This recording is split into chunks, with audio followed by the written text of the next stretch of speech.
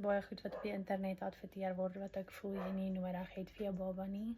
En as 'n nuwe ma dink ek kan dalk my opinie gee. So maak reg so met my terwyl ek vir julle sê in my opinie wat ek dink onnodig is en wat jy nie hoef te koop as 'n nuwe mamma nie. Die heel eerste ding wat sommer op my lysie is 'n bottle warmer. Ek het een by my sussie gekry, gelukkig het ek hom nie gekoop nie. Ek het hom letterlik die eerste keer gebruik vir 'n bottel, toe ek vir haar eerste bottel gemaak het en letterlik nog nooit weer eers aan hom geraak nie. Die melk gaan nou in 'n sakkie in warm water.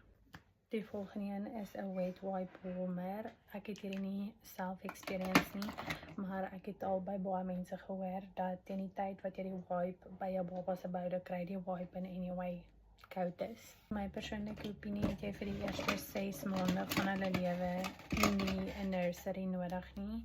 Ek het 'n bedside nursery en dit werk so lekker vir my.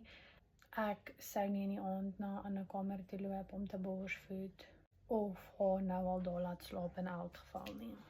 Ek dink baie mense koop daai dier. Ek dink is Owlet sok of ek weet nie wat die brand se naam nie.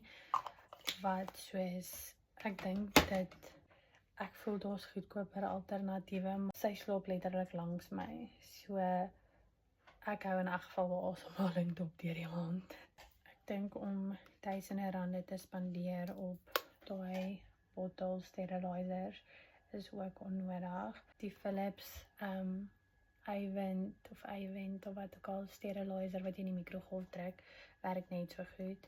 En ek dink jy kry een by Checkers ook vir soos R250 of R300 en dit werk net so lekker. Baie mense het gesê dat 'n co-sleeper geldmors is en dit is die een ding wat ek sal sê ek elke liewe dag gebruik wat actually vir my een van die goed was wat ek gedink het ek gaan spyt oor wees, maar wat ek nou baie dankbaar oor is.